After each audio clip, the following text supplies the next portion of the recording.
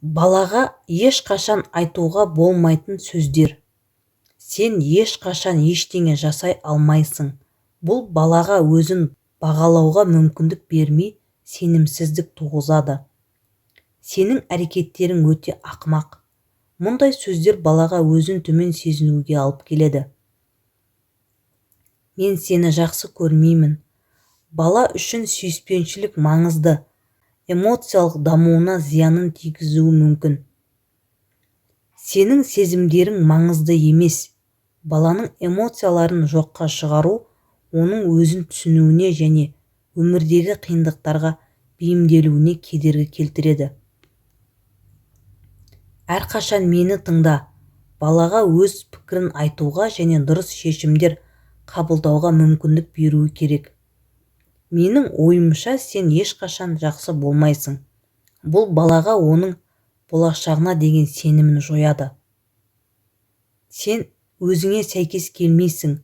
Бұл сөздер балаға өзін дұрыс түсінбеу және өз ерекшеліктерін қабылдамау сезімін туғызады. Неге мен сияқты бола алмайсың?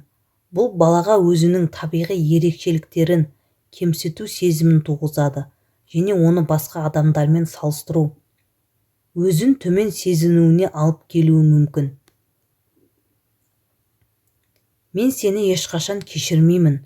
Бұл балаға кешіру мен түсіністік болмайтынын көрсетеді, әрі ұзақ мерзімге теріс әсер етуі мүмкін.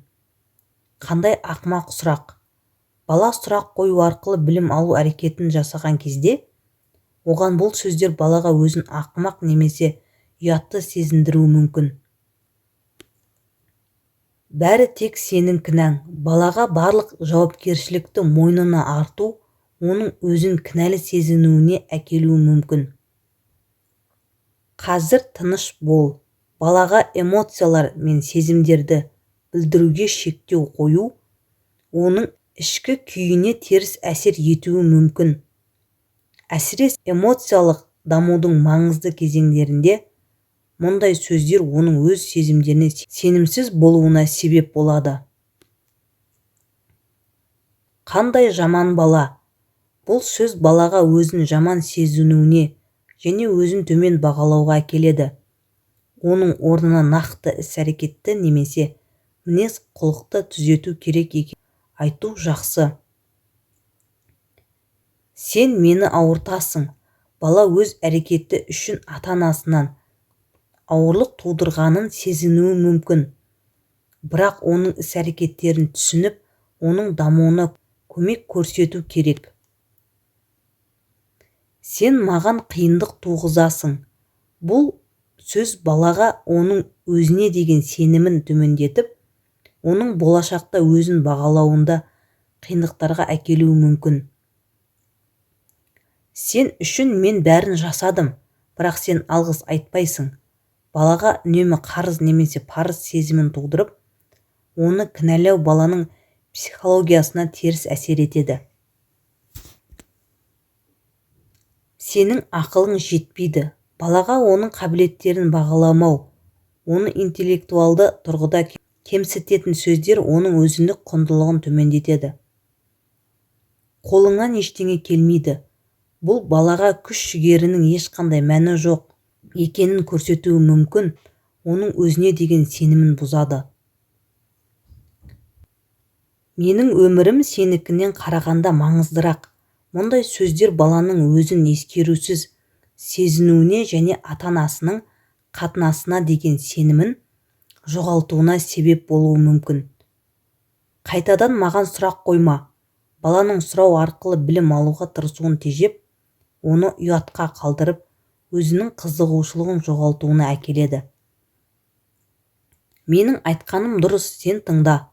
Баланың өз ойы мен пікірін жеткізу мүмкіндігін шектеу оның тұлғалық дамуында қиындықтарға жол ашуы мүмкін.